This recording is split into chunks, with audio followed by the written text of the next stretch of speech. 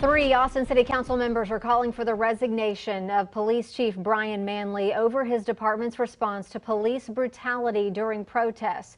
KXAN politics reporter John Engel is breaking down the emergency meeting today and the changes Manley says are already on the way. John? Yeah, and so far very calm here at APD headquarters. We have a couple of dozen protesters, but most notably no police on the steps of the headquarters. Now earlier today, council members Delia Garza, Greg Kassar, and Jimmy Flanagan all told Chief Manley that he needs to voluntarily step down. It's not up to them. That would be a decision by the city manager. And we want to warn you that some of the images you're about to see may be difficult to watch. For our city to heal and for our community to make progress, I believe the honorable thing would be for you to resign the position of police chief. I would encourage you to consider a path in this movement for big structural change and reform, where your role may not be in the seat that you are in now. I'm really losing confidence in you. Chief Brian Manley outlined APD's response to police brutality protests during an emergency meeting with City Council, saying new policy is being written to require officers to not aim beanbag rounds at the head or neck unless in a deadly force situation. Manley already committed Thursday to not allowing the use of beanbag rounds in crowd situations. A man is bleeding from the back of his head. We saw some horrific outcomes that no one expected.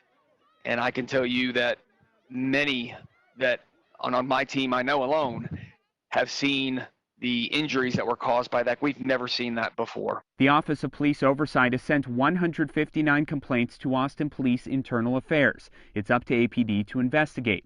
Austin Travis County EMS has taken 29 protesters to the hospital.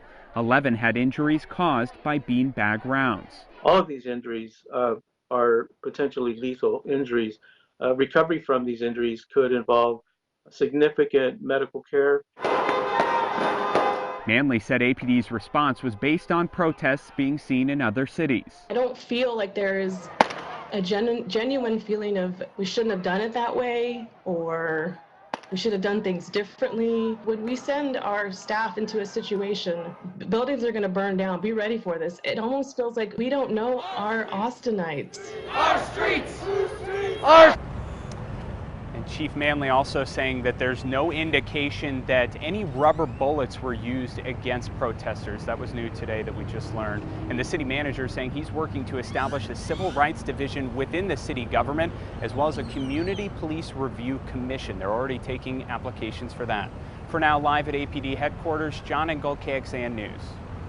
John, thank you. Mayor Pro Tem Delia Garza says her office has been working on a resolution that council members will take up at their June 11th meeting. It works toward institutional change and accountability within the city's police department.